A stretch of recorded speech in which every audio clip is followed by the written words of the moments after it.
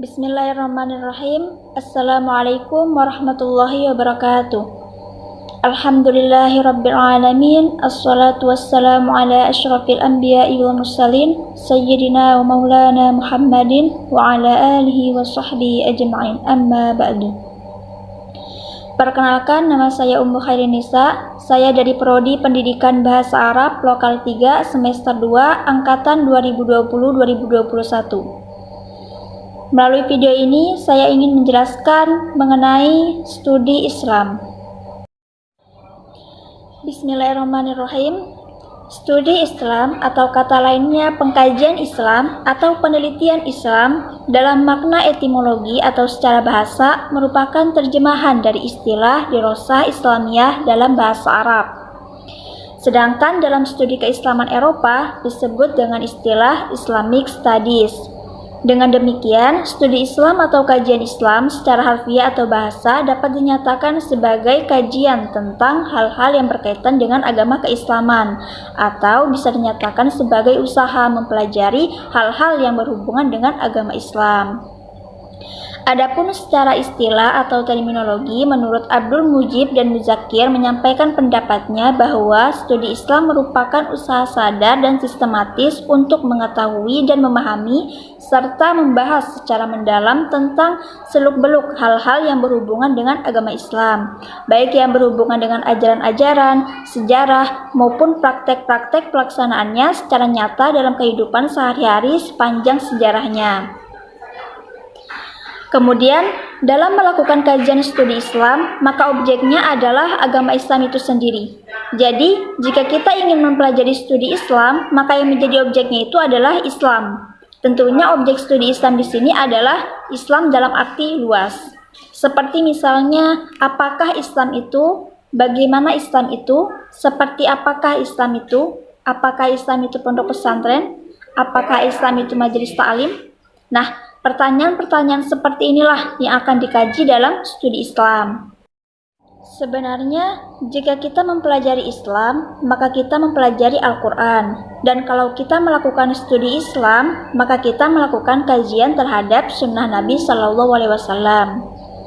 Islam sebagai objek pengkajian atau penelitian memiliki dua aspek, yakni aspek normatif dan aspek historis. Pertama, saya akan menjelaskan mengenai Islam dalam aspek normatif. Apa sih Islam normatif itu?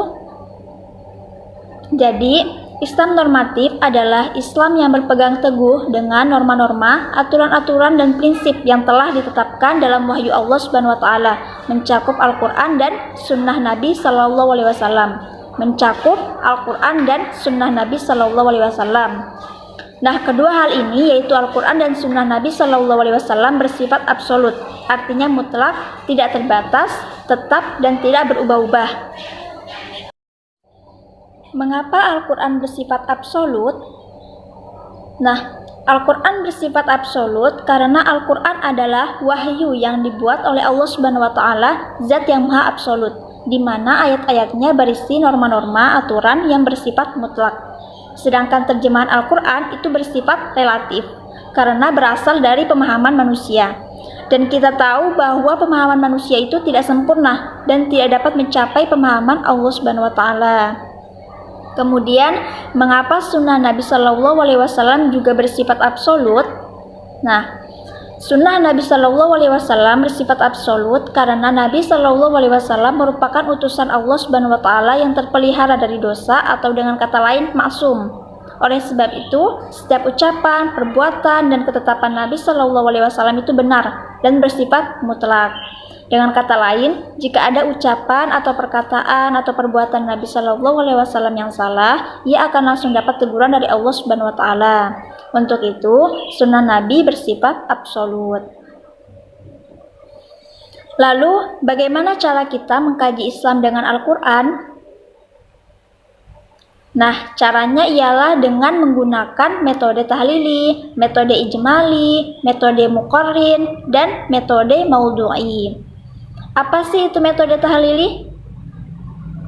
Jadi, metode tahlili adalah metode menafsirkan Al-Quran yang berusaha menjelaskan Al-Quran dengan menguraikan berbagai seginya dan juga menjelaskan apa yang dimaksud Al-Quran.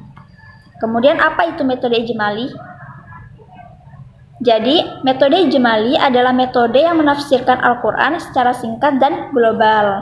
Kemudian metode muqarrin. Metode muqarrin ialah metode yang membandingkan ayat-ayat Al-Quran yang memiliki persamaan atau kemiripan redaksi dan juga membandingkan ayat-ayat Al-Quran dengan hadis dan membandingkan berbagai pendapat ulama tafsir dalam menafsirkan Al-Quran.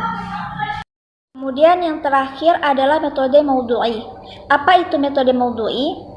Jadi metode maudhu'i ialah metode yang mengumpulkan ayat-ayat Al-Quran yang memiliki tujuan yang satu, yang sama-sama membahas topik atau judul tertentu dan menertibkannya sesuai dengan masa turunnya dan selaras dengan sebab-sebab turunnya. Kemudian, bagaimana cara kita mengkaji Islam dengan sunnah Nabi SAW? Nah, caranya ialah dengan menggunakan metode tahrijul hadis. Apa itu metode tahrijul hadis?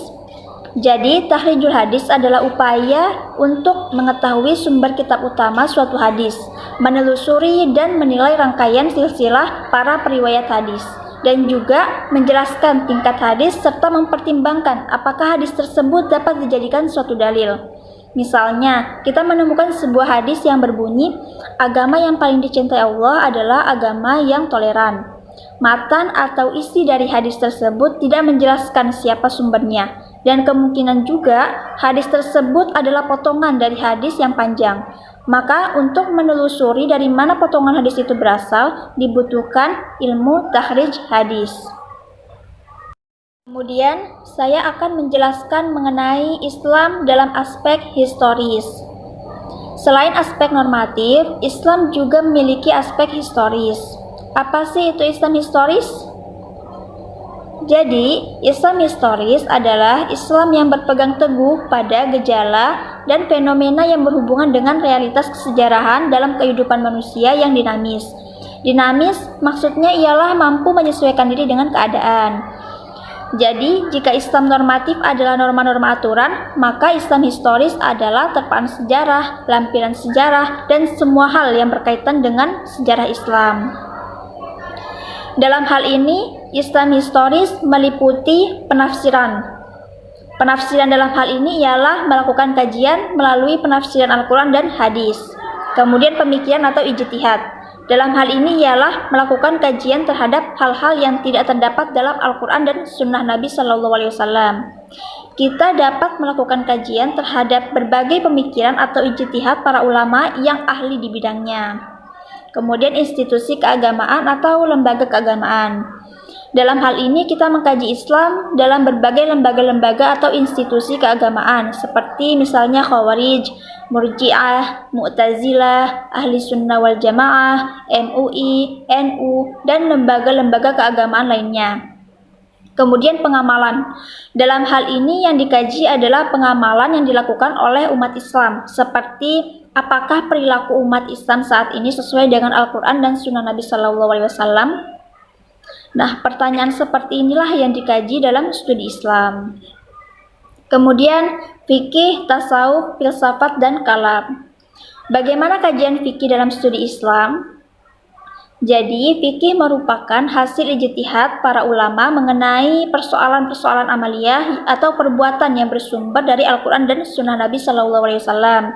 Dan jika kita mengkaji Islam dengan fikih, maka yang menjadi objek kajiannya adalah ajaran-ajaran agama Islam yang berhubungan dengan orang mukallaf.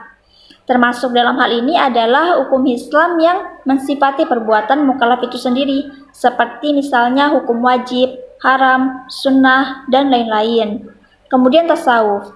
Tasawuf merupakan salah satu bidang studi Islam yang memusatkan pada pembersihan kerohanian manusia dari sifat keduniawian. Jadi yang menjadi objek kajian tasawuf adalah hati atau jiwa manusia. Kemudian ilmu kalam. Jika kita mengkaji Islam dengan ilmu kalam, maka yang menjadi objek kajiannya adalah kalam Tuhan, yaitu Al-Quran dan manusia. Kemudian filsafat. Jika kita mengkaji filsafat, maka yang menjadi objek kajiannya adalah sesuatu yang dapat dirasionalkan, yang bersifat empiris dan ilmiah, seperti contohnya manusia. Semua hal ini, penafsiran, pemikiran, institusi keagamaan, pengamalan, fikih, tasawuf, filsafat, kalam, dan juga Islam kontemporer, semua hal ini bersifat relatif, kebalikan dari absolut. Jika absolut artinya mutlak, maka relatif artinya tidak mutlak. Mengapa tidak mutlak? Karena semua hal tersebut berasal dari pemikiran manusia, di mana kita tahu bahwa pemikiran manusia itu berbeda-beda dan dapat berubah-ubah. Sedangkan Al-Quran dan Sunnah yang bersifat absolut berasal dari Allah Subhanahu wa Ta'ala, sehingga sifatnya mutlak dan tidak berubah-ubah. Semua hal yang relatif ini membutuhkan pendekatan. Apa saja pendekatan itu?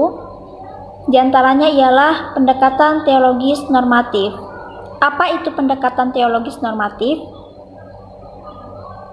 Jadi, pendekatan teologis normatif adalah upaya memahami agama dengan menggunakan kerangka ilmu ketuhanan yang bertolak dari suatu keyakinan bahwa wujud empirik dari suatu keagamaan dianggap sebagai yang paling benar dibandingkan dengan yang lainnya. Kemudian, pendekatan antropologis. Pendekatan antropologis adalah salah satu upaya memahami agama dengan cara melihat wujud praktik keagamaan yang tumbuh dan berkembang dalam masyarakat. Maka dengan pendekatan ini, problematika dalam agama terlihat jelas. Dengan pendekatan ini pula kita bisa mendeskripsikan masalah-masalah yang fenomenal. Kemudian pendekatan kebudayaan. Apa sih itu pendekatan kebudayaan? Jadi, pendekatan kebudayaan dapat diartikan sebagai metodologi atau sudut dan cara pandang yang menggunakan kebudayaan sebagai kacamatanya. Jika agama dilihat dengan menggunakan kacamata agama, maka agama diperlakukan sebagai kebudayaan, yaitu sebagai sebuah pedoman bagi kehidupan masyarakat yang diyakini kebenarannya oleh para warga masyarakat tersebut. Dan jika kita melihat dan memperlakukan agama sebagai kebudayaan, maka yang kita lihat adalah agama sebagai keyakinan yang hidup yang ada dalam masyarakat manusia, dan bukan agama yang ada dalam teks suci, yaitu dalam kitab suci Al-Quran dan hadis Nabi. Sebagai sebuah keyakinan yang hidup dalam masyarakat, maka agama menjadi bercorak lokal, yaitu lokal sesuai dengan kebudayaan dari masyarakat tersebut. Kemudian pendekatan sosiologis. Pendekatan sosiologis merupakan pendekatan atau suatu metode yang pembahasannya atas suatu objek yang dilandaskan pada masyarakat yang ada pada pembahasan tersebut. Berdasarkan perkembangan ilmu pengetahuan kontemporer, ilmu ini digunakan sebagai salah satu metode dalam rangka memahami dan mengkaji agama. Maksud dari pendekatan sosiologis adalah suatu ilmu yang menjelaskan tentang hubungan antar masyarakat yang satu dengan yang lainnya. Kemudian pendekatan psikologis. Apa itu pendekatan psikologis? Pendekatan psikologis merupakan pendekatan yang dilakukan dengan tujuan untuk melihat kondisi jiwa pribadi yang beragama. Di dalam pendekatan tersebut, hal yang menarik bagi para peneliti adalah kondisi jiwa manusia yang berhubungan dengan agama, baik itu pengaruh atau akibat, termasuk manfaat berpikir positif. Kemudian pendekatan filosofis. Pendekatan filosofis adalah cara pandang atau paradigma yang bertujuan untuk menjelaskan inti, hakikat, atau hikmah mengenai sesuatu yang berada di balik objek formanya. Dengan kata lain, pendekatan filosofis adalah upaya sadar yang dilakukan untuk menjelaskan apa di balik sesuatu yang nampak. Pendekatan filosofis dalam studi agama berusaha mencari penjelasan dari konsep-konsep ajaran agama dengan cara memeriksa dan menemukan sistem nalar yang dapat dipahami manusia. Kemudian, Islam kontemporer. Saya akan menjelaskan sedikit mengenai Islam kontemporer. Studi Islam kontemporer adalah ilmu yang mengkaji kebudayaan Islam pada masa lampau dari masa ke masa, dimulai dari masa Rasulullah SAW hingga sekarang. Contoh kasus hukum Islam kontemporer mengenai masalah aborsi di bawah kehamilan 4 bulan. Kemudian kasus lainnya mengenai bayi tabung. Kemudian Kasus yang baru-baru ini yaitu mengenai pernikahan melalui internet dan kasus-kasus lainnya. Hal-hal seperti inilah yang dikaji dalam Islam kontemporer. Di sini kita lihat ada dua sampel yang bisa kita ambil, yaitu teori hudud dan teori peribumisasi. Yang pertama, teori hudud atau teori limit merupakan sebuah teori yang dicetuskan oleh Muhammad Sahrur. Teori hudud adalah suatu teori di bidang hukum Islam yang menyatakan bahwa hukum-hukum Allah memiliki batas-batas tertentu dalam penerapannya, yakni batas minimal dan batas maksimal. Teori ini digunakan untuk menyesuaikan ayat-ayat muhkamat agar tetap relevan dengan kondisi sosial masyarakat, selama masih dalam wilayah batasan hukum Allah. Sahrur mendasarkan teorinya pada Al-Quran Surah An-Nisa ayat 13-14 yang menegaskan bahwa yang berhak menetapkan batasan hukum hanyalah Allah, sementara otoritas Nabi Muhammad dalam menentukan hukum tidaklah penuh. Beliau hanya sebagai seorang pelopor dalam berijtihad. Kemudian teori peribumisasi. Peribumisasi Islam adalah teori yang mempertimbangkan kebutuhan-kebutuhan lokal di dalam merumuskan hukum-hukum agama tanpa menambah hukum itu sendiri. Juga bukan hanya upaya meninggalkan norma demi budaya, tetapi agar norma-norma itu menampung kebutuhan-kebutuhan dari budaya dengan mempergunakan peluang yang disediakan oleh variasi pemahaman nas atau dalil-dalil, dengan tetap memberikan peranan kepada usul fikih dan kaidah fikih. Sebagai contoh, pada mulanya ditetapkan haramnya berjabatan tangan antara laki-laki dan perempuan yang ajnabi. Ketentuan ini merupakan bagian dari keseluruhan perilaku atau akhlak orang Islam. Namun, ketika ketentuan ini masuk ke Indonesia, masyarakatnya telah memiliki berbagai kebudayaan. Misalnya adat Sunda mempunyai jabatan tangan ujung jari. Kemudian, setelah berjalan sekian abad, masuk pula budaya Barat dengan jabatan tangannya yang tegas dan tak pilih-pilih. Hasilnya di masyarakat Islam saat ini adalah sebagian mereka termasuk para birokrat dalam bidang agama dan para pemimpin organisasi melakukan jabatan tangan dengan lawan jenis. Sedangkan para kiai yang hidup dengan fikih secara tuntas tetap bertahan untuk tidak melakukannya. Nah, kedua teori ini yaitu teori hudud dan teori peribumisasi diterapkan dalam menyelesaikan berbagai problematika kontemporer. Nah, apa saja sih problematika kontemporer itu? Nah, problematika kontemporer itu seperti yang telah saya sebutkan sebelumnya, yaitu tindakan aborsi di bawah kehamilan 4 bulan. Kemudian juga bayi tabung, ada juga pernikahan melalui internet. Nah, itu semua merupakan problematika kontemporer. Demikian penjelasan dari saya mengenai studi Islam. Mohon maaf bila ada salah kata maupun ucapan. Kebenaran hanya milik Allah. Wabillahi taufiq wal hidayah wal inayah. Assalamualaikum warahmatullahi wabarakatuh.